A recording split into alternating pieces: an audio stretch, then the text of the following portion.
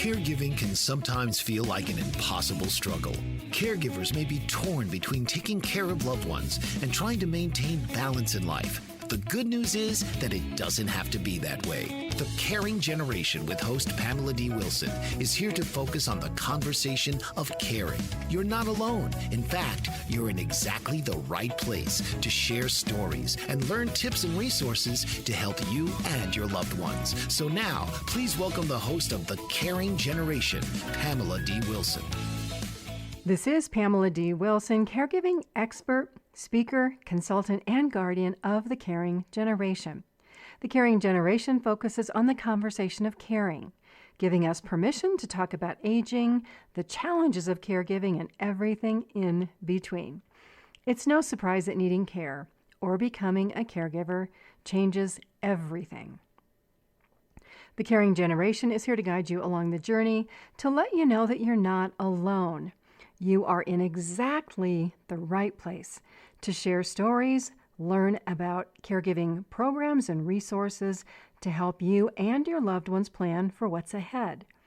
Invite your aging parents, spouses, family, and friends to listen to the show each week. If you have a question or an idea for a future show, share your idea with me by responding to my social media posts on Facebook, Instagram, Twitter, YouTube, and LinkedIn. Today, I'm answering the question, why do strong caregivers make better caregivers? What is a strong caregiver? Are strong caregivers physically strong, mentally strong, or both? What does it take to become and remain a strong caregiver?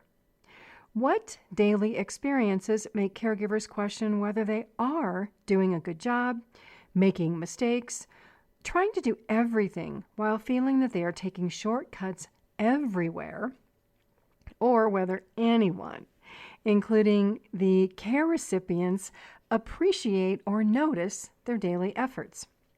How many of you have been insulted by an aging parent or a spouse for the work you do? Here's an example.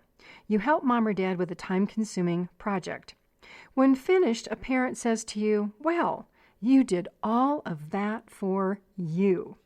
Your first thought is to be insulted. The 40 to 80 hours you just spent to help mom or dad took considerable time and effort that you shifted from other parts of your life, like work, spending time with your spouse, your children, or making time for you. In the heat of that moment, when you hear that response, it may be best not to say anything if temperatures are hot and may result in an argument. Eventually, you may want to return to the conversation and say, "You know, when you said, 'I did all of this for me,' what did you mean? Because from my side, it appears I did all of this for you." Being a strong caregiver means that you have the courage and confidence to ask questions that help you understand the perspectives of others. In this case, an aging parent may feel like a burden and are projecting their feelings on to you. What do I mean by this? When someone says, "Well, you did all of that for you," it could mean you did all of this to make life easier on you, according to their perception. An example might be setting up in-home caregivers for a parent or moving a parent to an assisted living community. While the added support may add a little more time back into your life, the intention is to provide more care and support for an aging parent. Sometimes, believe it or not, these things have to be explained in detail for a parent to really understand the impact. These interactions can unintentionally result in caregiver resentment and anger. Your parent may feel rejected because they want you to do everything, and you can't. To provide insight into this topic, the guest for this program is Dr. Mark Leary, a researcher, writer, and professor emeritus of psychology and neuroscience at Duke University. He is recognized internationally as a leading expert in social and personal psychology. He's published 12 books and more than 250 scholarly articles and chapters on topics dealing with social motivation, emotion, self-relevant thought, and psychological well-being. He's a fellow of the American Psychological Association, the Association for Psychological Science, and the Society for Personality and Social Psychology. After 39 years as a faculty member, Mark retired from Duke University in 2019 and now spends much of his time writing and speaking about human behavior. You can find his blog posts on psychologytoday.com and learn more about him on his website. The link will be in this show transcript. Let's talk about a couple more circumstances that result in caregivers experiencing low self-esteem or a low self-concept. If you are a caregiver, you may be in relationships where one or all of these are happening. You feel unsupported by siblings, aging parents, or other family members. Expectations, sometimes unrealistic expectations, exist about tasks you are expected to do or what others think you should do, all the while they are doing nothing to contribute. You may feel stressed and depressed, dwelling on negative thoughts, or feeling hopeless or helpless. You may spend time with friends or other people who don't understand the pressures you face, are not empathetic, but instead they increase the anxiety and the anger you feel about caregiving. Rather than making you feel better, spending time with these friends or acquaintances only makes you feel more disillusioned about your life. If you're experiencing any of these situations, let's talk about why strong caregivers make better caregivers. Let's say that your day begins well and something happens. Mom or dad calls you with a problem. All of a sudden, your happy day turns into worry, negative thoughts, or frustration, and an unhappy day. Your mood and attention are sidetracked. You are at work having difficulty focusing on a project with a 5 o'clock deadline, while at the same time being pulled in a downward emotional spiral. How many of you have been in this situation? If you are a caregiver, an event like this might be a daily reoccurrence. You try to be positive, and it feels like a tornado blew into town and destroyed the house you were building. As you can see from this simple example, an unexpected problem or negative interaction with others can impact you emotionally to the degree that you might not make good decisions. You might react instead of thinking through a problem. Part of becoming a strong caregiver is to learn to weather these emotional storms. Strong caregivers make better caregivers. When you refuse to allow your life to be interrupted by crises, unexpected situations, drama queens, or emotional vampires that drain the positive energy you work so hard to maintain. Let's talk about 7 actions you can take to become a stronger caregiver to weather the turbulence of caring for aging parents, a spouse, or other family members. The first action is to monitor your emotional responses. Dr. Mark Leary will talk about this in our upcoming interview in the second half of the program. Each of these 7 actions we're about to discuss are learned skills that take repetition and practice. I don't want you to think that it's possible to wave a magic wand and change your situation overnight. I will tell you that if you work on these 7 areas, you will see a change in your response and how others respond to you. These actions will have a positive effect in many areas of your life, not only in your caregiving relationships, but relationships with coworkers and supervisors and in your personal relationships. One reason why strong caregivers make better caregivers is that they are able to monitor their emotional responses and think before reacting. Additionally, when you do respond or react, you do so in such a way that the response you receive is collaborative instead of standoffish, suspicious, or refusing. An example: how many times have you told an aging parent they should do something and it didn't go well? Like, Mom or Dad, you should listen to the Caring Generation podcast. It might help you with some of the problems you have. Versus, Mom or Dad, I've been listening to this podcast, and the host talks a lot about the experiences we're having in our family related to caregiving, aging, health, and family relationships. I think this show might be helpful for our situation. We might learn about new resources or ways we should be thinking about caregiving. What do you think about me adding the app to your cell phone and your computer, and then we can listen together?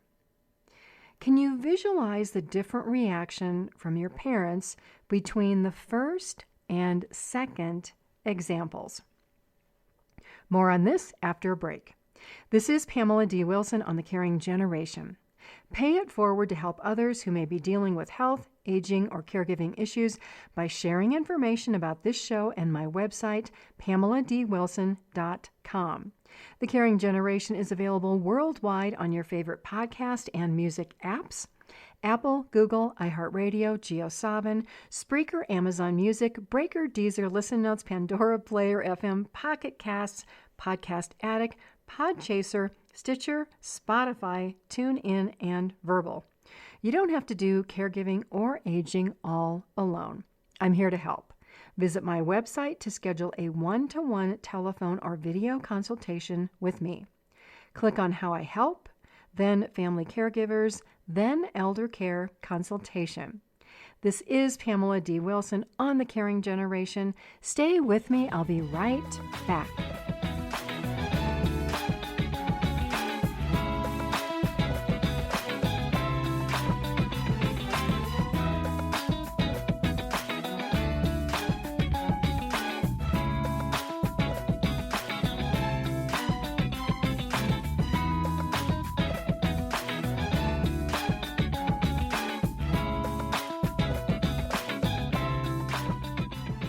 This is Pamela D. Wilson on The Caring Generation.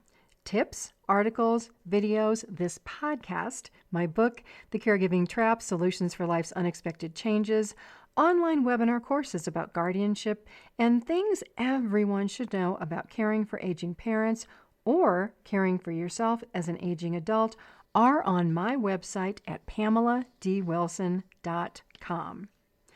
Before the break, we were talking about the first action for why strong caregivers make better caregivers: monitoring emotional responses.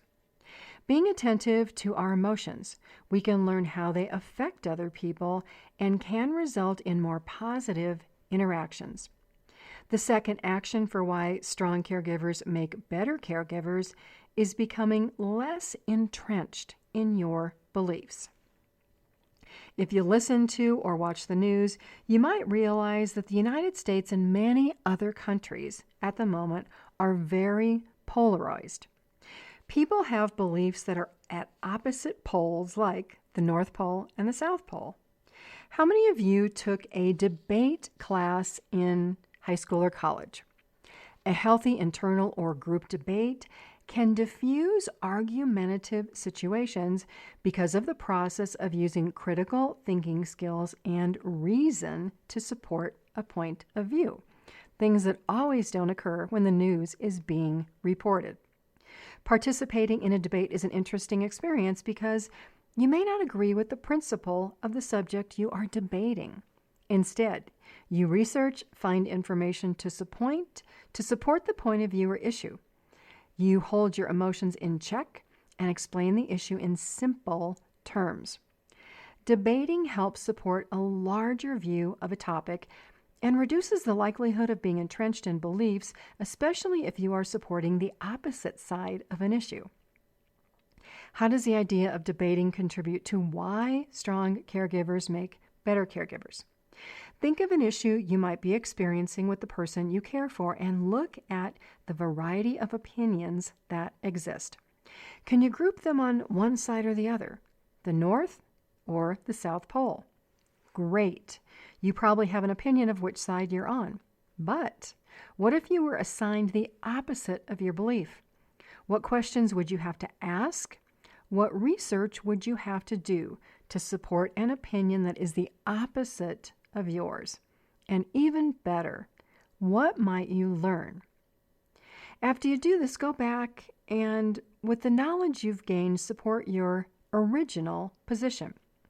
The skills learned through the process of debating a point of view can help you discuss difficult topics related to care situations by looking at both sides.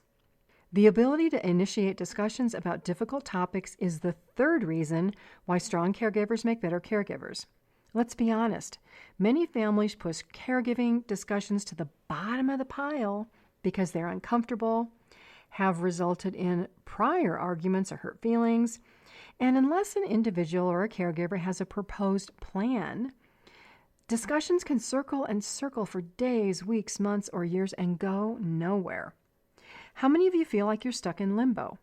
You might be a caregiver waiting for an aging parent's health to get better or worse.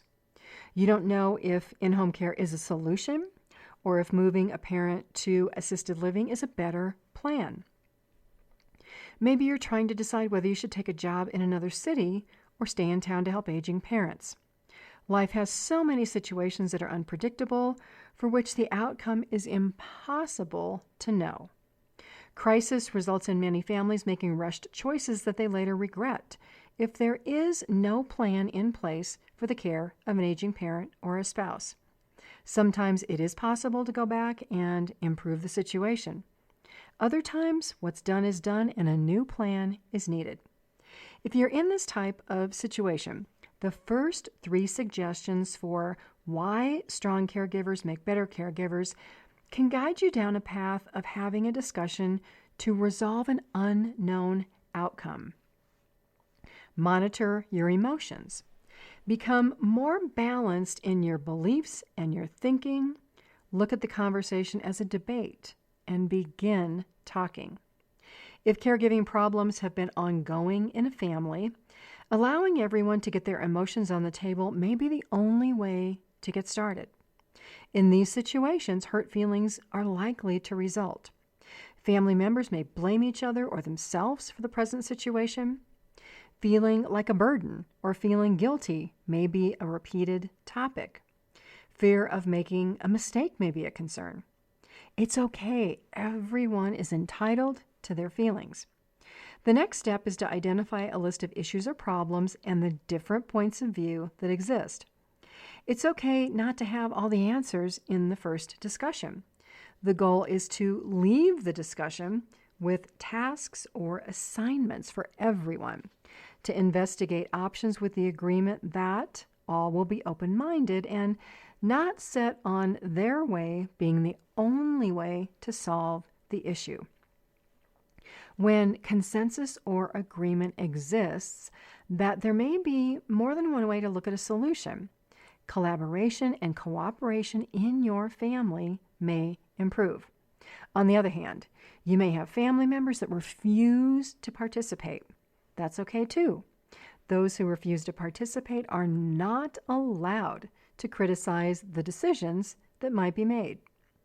It takes a strong caregiver to lead this type of family caregiver discussion. Make sure you are prepared with an agenda, the issues to be discussed, questions to be asked, and the research that needs to be done. The strong caregiver uses leadership and teamwork skills to pull everyone together. If there is no family and it's you and a parent or both parents, then the same process applies. Initiate the discussion, gather opinions, agree to look at both sides, and make the best decision you can based on the facts and the research at hand.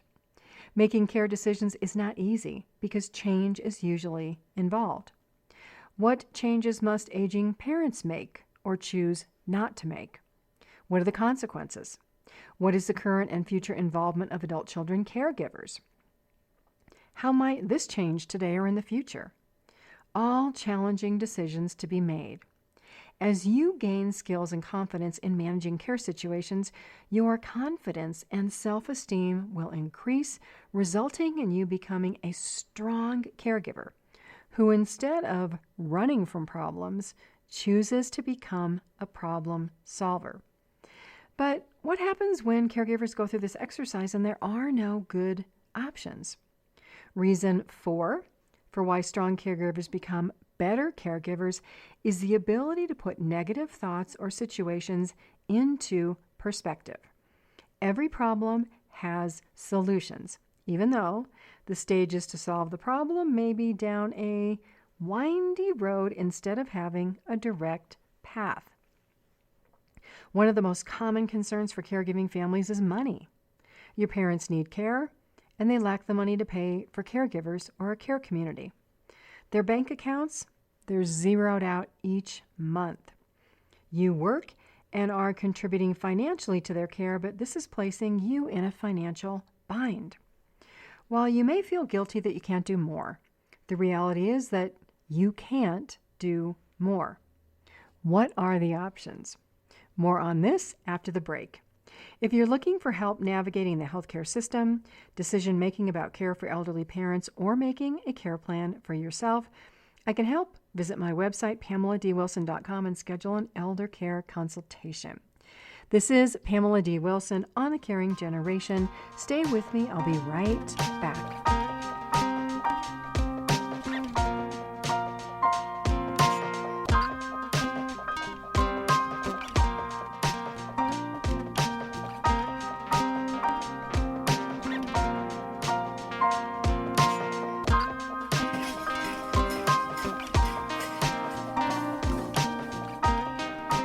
This is Pamela D. Wilson, caregiving expert, author, and speaker on The Caring Generation.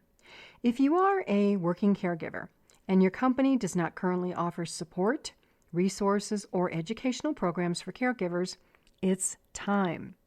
Share my information with your human resources department and ask them to contact me. I provide on-site and virtual programs for corporations and groups interested in supporting caregivers. More information is on my website at PamelaDWilson.com. We're back to talk about putting the negative into perspective and solving problems that appear at first to have no solution, or a solution we may not want to consider. This takes us to number 5 for why strong caregivers make better caregivers. In the midst of adversity, you challenge limited beliefs and create positivity to make lemonade out of lemons.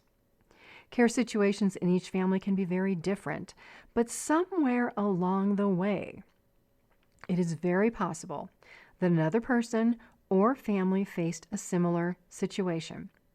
In the case of not having enough money to pay for the care of a parent, where do you turn?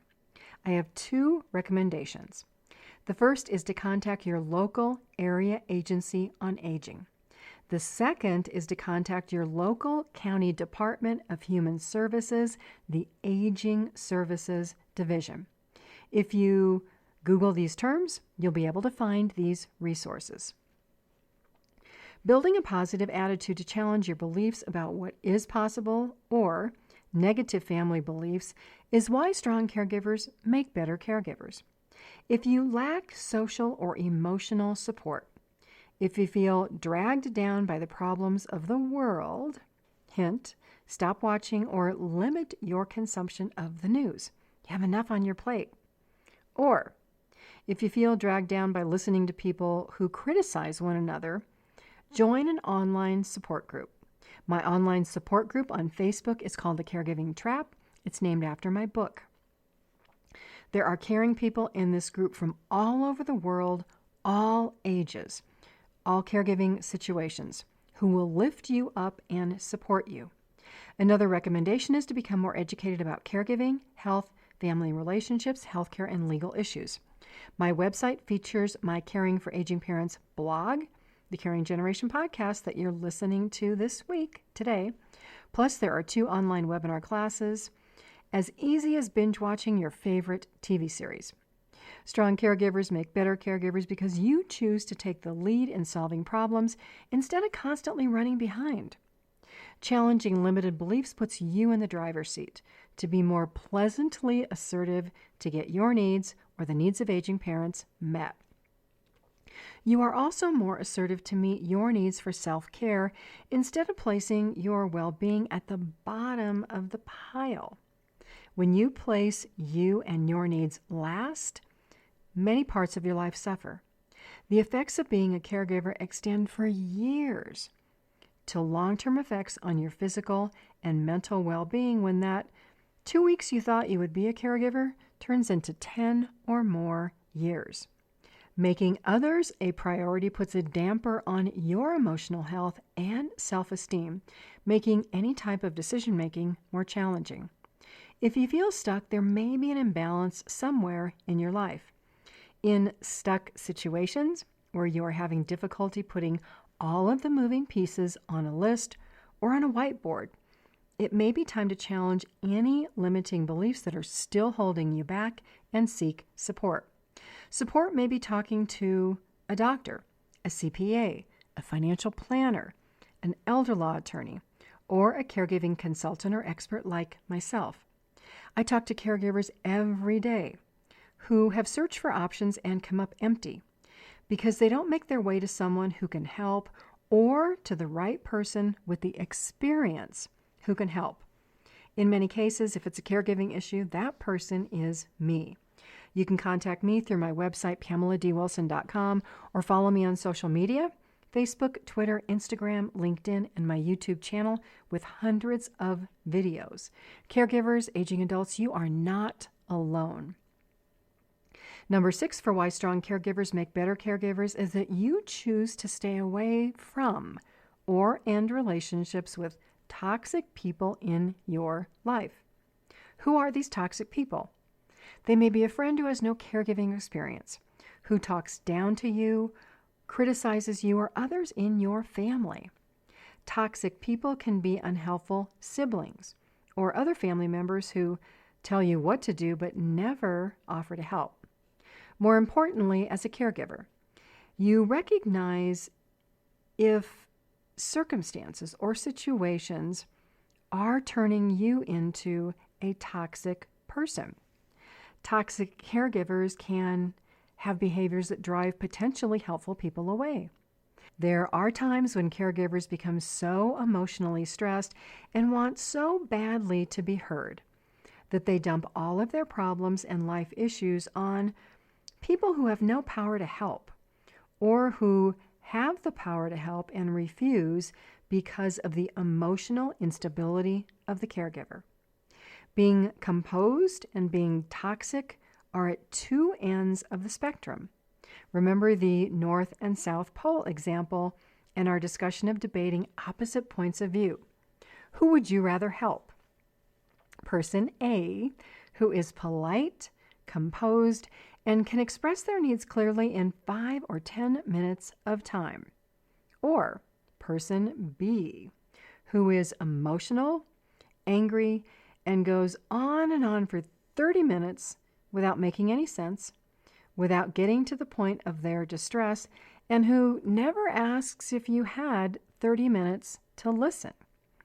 I have been in conversations with caregivers who were so distraught, they couldn't give me an answer to, "How can I help you?" or "What help do you want?" These caregivers didn't know because the circumstances of their situations became so overwhelming that their mental abilities, their brain, couldn't focus or identify the help they wanted. Stress, distress, anger, and resentment contribute to poor decision-making and scattered thinking. If you are in this place, identify toxic people or toxic situations and whether these are healthy for you or not. Sometimes the toxic person may be the person you care for. In this case, learning to set very strict boundaries, to bring in outside help, or to investigate other care options may be the only solution to preserve your well-being. If you take these steps, you will come out stronger on the other side. If you need to talk to a caregiving expert, feel free to go to my website, set up an elder care consultation. Strong caregivers make better caregivers because they choose to go further in their learning and personal development than other people. Strong caregivers are also kind, compassionate, empathetic, and able to set boundaries. They also learn to protect and balance their feelings. More on this topic up next when Dr. Mark Leary joins us to talk about his research and shares insights about how to manage feelings and occasions where you might feel a little rejected or guilty about saying no. We're off to a short break. Thank you for following and communicating with me on social media.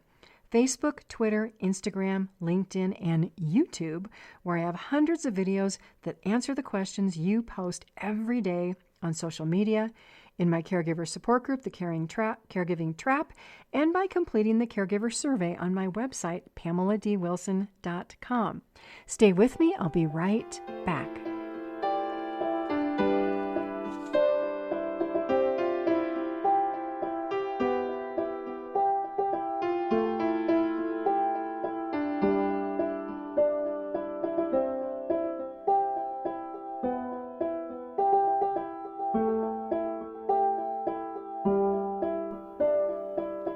This is Pamela D. Wilson, caregiving expert, advocate, and speaker.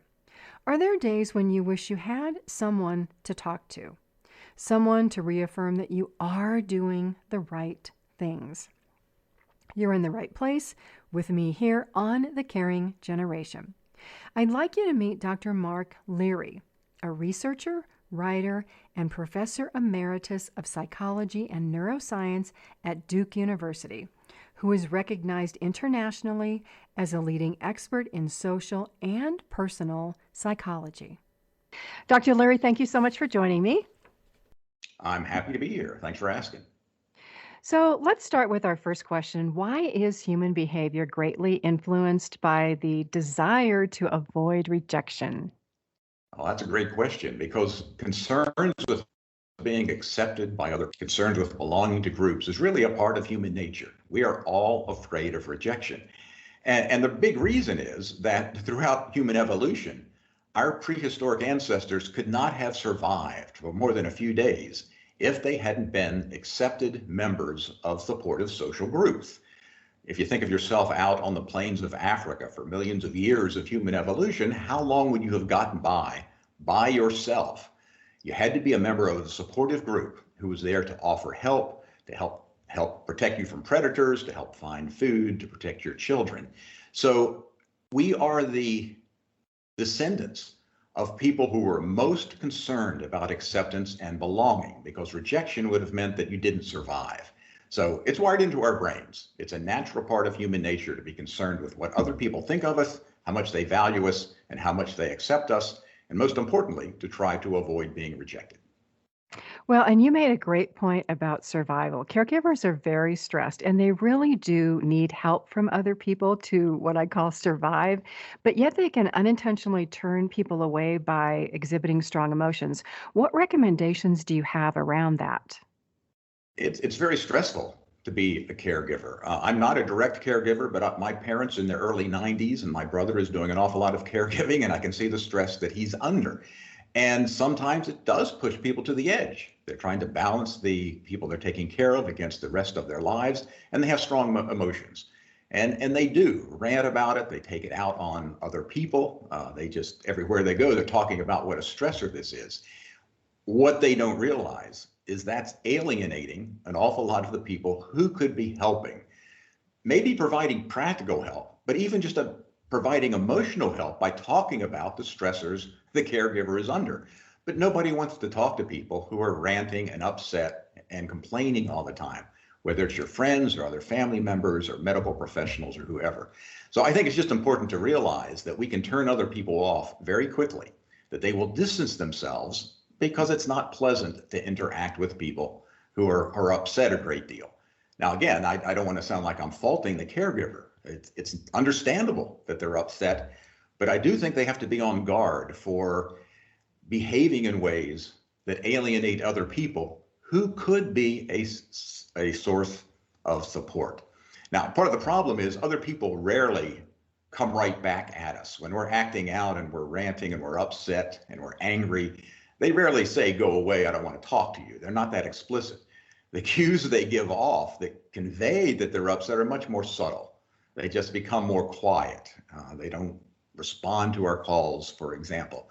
So I would just caution people to be aware of the fact that this very natural level of upset that you have because you're so stressed out as a caregiver could in fact alienate people who are on your side. And just to be aware of that and attuned to that possibility and be on the lookout for cues that maybe you're pushing away the people that you would really like to have being working on your side. And taking this one step further, individuals respond to others based on how much they value that relationship with the other person. What are signs of low value versus high value relationships? The biggest sign of having other people, knowing that other people value their relationship with you, the most blatant signs are their responsiveness in a number of ways. When we feel like other people are being responsive to us, it signifies they value their connection with us. They're going to spend time with us. So these might be very small signs of responsiveness, as subtle as, are they paying attention when we talk to them? Do they seem engaged in their interactions with us? Do they seek us out from time to time? Those are very mild things, but they do indicate that that other person wants to interact with us and values us. More extreme cases of responsiveness is they do react to our needs for help. They seek us out and say, is there anything I can do for you? So it's really responsiveness is the signal that other people value their connection with us, and they're going to invest time and energy of their own to help to support us. And then what is the opposite? So could you give maybe an example of a low value relationship interaction? Those would be interactions where the other person doesn't seem to care. They're not paying attention. They're not responsive. They're not pursuing the kinds of questions they should be asking you given what you just said. So I think the biggest signal to me is that the other person seems indifferent to their interaction with me. And that shows that they don't really value their connection. If they did, they'd be investing their attention and their time and their effort in interacting with me. And of course, by the same token, we need to be aware that our responsiveness to other people signals the degree to which we value our relationship with them. You know, you made a great point, and so this next question kind of follows on what you've been talking about. So, a lot of caregivers who ask for help sometimes are refused, and so they don't want to ask again. So earlier you talked about, emotional outbursts that might drive people away, and then this low value, high value relationship. So how do caregivers become more comfortable with asking, even though they know somebody may say no, but there's the opportunity for that person to eventually say yes? I think it's really useful for us to not overinterpret other people's refusals to help us from time to time. What is the risk in asking? If you say, what is the risk? I mean, the worst they can do is say no. That's what people say. Why not ask? Well, actually, it's worse than that. If that was the only problem, they're just simply going to turn me down. There is no risk. And I would ask you again and again and again, and maybe you turn me down again and again and again. But again, what's the risk? Well, what the risk is, I think what people are afraid of is that being repeatedly turned down when you ask for help is a sign that you don't have high relational value. It's a bit of a sign of something almost like rejection. And that's sort of a heavy term for this. But if I'm continually saying, please, Pamela, I need some help here. Can you sort of free me up to do this? Can you tell me about that? And you continually say no. It's not just a practical refusal to help me. It's also a signal that you're not invested enough in my well-being to give me a hand now and then. And I think that's what hurts. The refusal hurts my feelings. I feel devalued because people are turning me down. So from the standpoint of the caregiver asking for help, I think what the caregiver has to do is to separate the practical from the personal implications of that refusal. The practical implications is, hey, you just said you didn't want to help. What's the big deal? But the personal implications are that I personally now feel rejected. You're not being responsive to me. You're not valuing your relationship with me. And I think caregivers need to realize that when other people turn you down, it's not necessarily a personal rejection of you. In fact, it's probably not. The people you're asking have their own complicated lives and the things that they're judging and juggling. And when they're asked for more, sometimes they can't do it, so they say no. So I think a caregiver needs to learn not to take no as a personal rejection. It feels that way a lot. And maybe it is from time to time, but usually it's just the fact the other person has a complicated life and can't do whatever it is you asked. And we talked about high value relationships and people being invested in helping each other. But then, how do caregivers balance their desire to be valued or helpful to aging parents when what you just mentioned? Sometimes people have so much going on, their jobs, their kids, they're, trying to go to school, they're trying to do all this stuff. And yet, sometimes caregivers do need to say no to parents and come up with other options. How do they balance that? Yeah, that's tough. That is probably the central problem that caregivers have. And if you think of it in terms of people's concerns with their value to other people, what it really comes down to is I don't have enough time and energy and resources to do things that make me valued in all my relationships. Yes, I want to be valued by my aging parents and help them all I can. I want to take care of them. But I also have to have valued relationships with my children or my partner or my boss or my coworkers or my friends or the community groups I'm in. And pulling back on any of those can damage my connections with other people. I become a less valuable relationship partner to any one of those people to the extent that I devote more time and attention to one or more of the other relationships. So it's a zero-sum game sometimes. I don't have the time to maintain all of these things. And I think once people understand that it is sort of a zero-sum game, and they're not likely to be able to do everything they want to do to maintain all of these relationships, that's going to be impossible. Then at least you don't feel as guilty about it. Then you're just balancing your life as best you can. Um, and it's not always going to work. And different people will be upset with you. Your parents are upset you couldn't help with this problem. Your children are upset because you're spending too much time with grandma and grandpa. And your partner's upset because this other thing he wanted or she wanted to do can't get done. But that's what happens when you don't have enough time. Let me just say, going back to our prehistoric ancestors, I am daily amazed that we're able to cope with the onslaught of responsibilities we have today. Our brains were not designed for the lives that we live. Certainly caregivers' brains were not designed to balance all this stuff because for millions of years, our prehistoric ancestors didn't do this stuff. They lived in a supportive social group, maybe 30 or 40 people they've known since birth. What did they do with their lives? They wandered around looking for food, trying to be safe, not to be attacked by predators, taking care of their kids, interacting with their group members. And when there were problems, they all joined in to take care of them. They collectively took care of the kids. They collectively took care of the elderly in the group.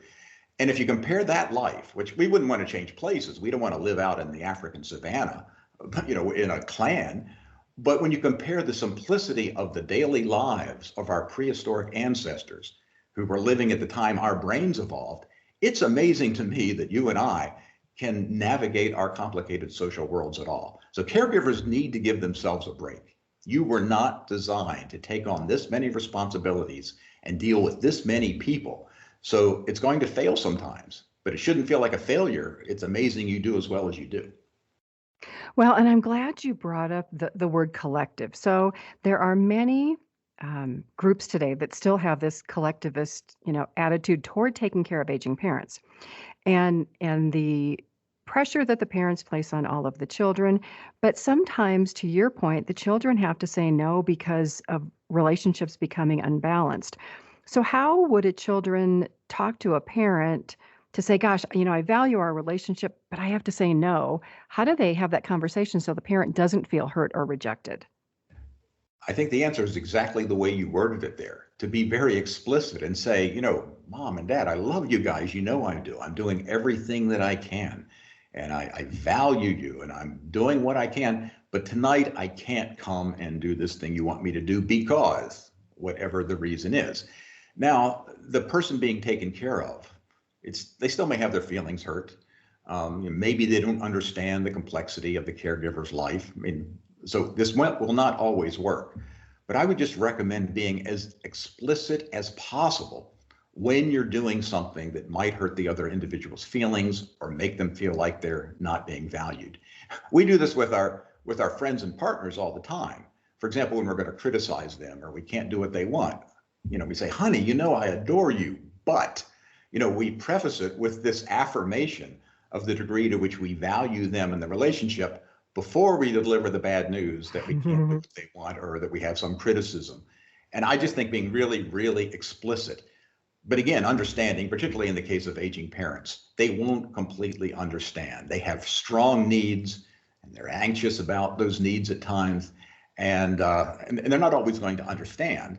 And I think the caregiver has to understand that the person being taken care of isn't going to understand sometimes, but really be explicit about the value and the care, and don't convey resentment.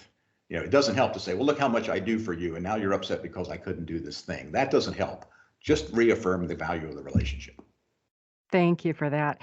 And so the last question I want to ask you is caregivers feel guilty all the time about things they can't do. And sometimes the solution is, hiring outside help or moving mom or dad to assisted living, having to have those conversations. So how do caregivers minimize feeling guilty when they have to say, well, mom or dad, I can't do this, but there's this other option?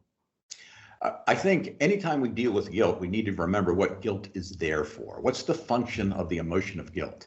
It's to signal to us that perhaps, not certainly, but perhaps we have done something that was socially inappropriate, that might hurt other people, that lower our value to other people in the community.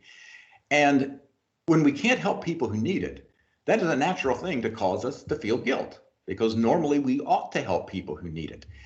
But guilt isn't a sign that we're doing something wrong necessarily. We can override it in our own minds by telling ourselves, no, this is the right thing to do. Even if people are upset with me, and even if I feel badly, I don't have to take that emotion too seriously in every occasion.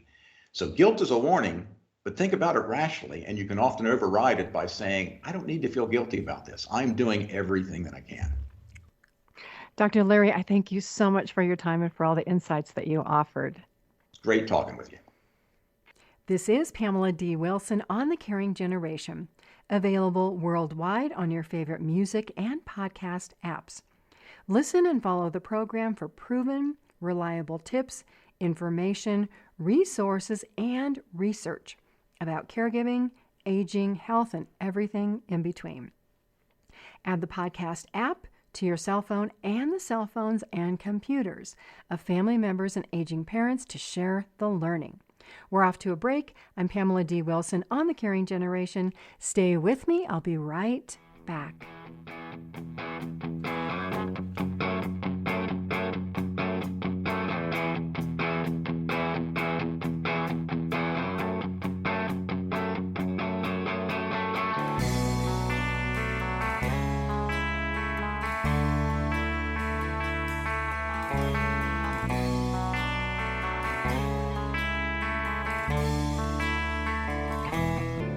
This is Pamela D. Wilson on The Caring Generation.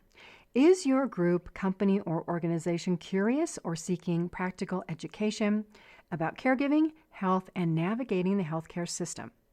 If yes, please visit the Caregiver speaker pages on my website to learn more about virtual or on-site speaking events and unique education programs that I create and present to meet the needs of each audience. We are back with number 7 in the list of why strong caregivers make better caregivers. As a caregiver, when you feel self-confident in your thoughts and actions, you help aging parents and loved ones make better decisions. The care you provide is more focused and targeted on the needs of aging parents. Think of a time when you achieved a goal and how you felt. The goals that caregivers set, whether to help mom or dad manage a health condition or ensure parents receive healthy meals, make a huge difference in supporting the self-esteem and independence of aging parents. Professional caregivers also have goals. It may be to see a patient released from the hospital or a patient in a doctor's office find the support they need to manage a healthcare condition. When you are committed to doing your best, you don't take no from someone who may not be able to help. You keep going and you find someone who can and is willing to help. Strong caregivers eliminate toxic naysayers and are not swayed by others who are so entrenched and stuck in their beliefs that they refuse to look at other options. Strong caregivers make better caregivers because they inspire and empower other caregivers. Caregivers in all walks of life, whether you are a family caregiver or a caregiver working in a private home, a medical clinic, or a care community, support what I call the underdogs, the people who for some reason can't care for themselves due to health issues or cognitive impairment, a diagnosis of dementia, Alzheimer's. These caregivers refuse to allow neglect or elder abuse go unreported.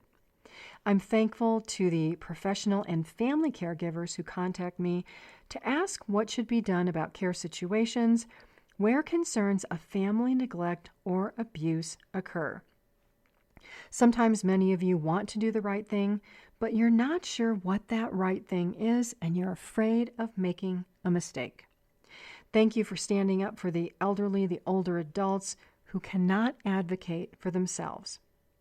I know there are days when you feel like you can't go on, days when it's challenging to think of a single positive thought or a reason why you should get up tomorrow morning and go through another day like today. But you do. You do because you've learned and you've worked to create positive habits and acquire the skills to be a strong caregiver. The next thing I ask of all caregivers is to become a strong advocate for you.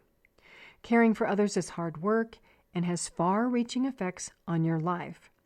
Consider the duty to take care of yourself, to break the pattern of passing caregiving responsibilities down from generation to generation. Break family patterns where having a chronic disease or illness is expected, and it takes away daily abilities for self-care.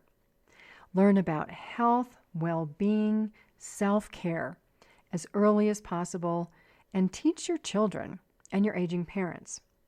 The situations we experience with Medicare and Medicaid and funding for aging programs will not change until caregivers decide enough is enough, until we take control of our health and our well-being and choose to be healthy through our daily actions. We can change healthcare and aging one person at a time. Strong caregivers can change the future. If you are an aging adult or a caregiver, not sure what to do or how to plan for care, or how to get your time in life back, or if you've tried to have conversations with your aging parents and your children and those didn't go so well, my website, PamelaDWilson.com, offers resources for caregivers.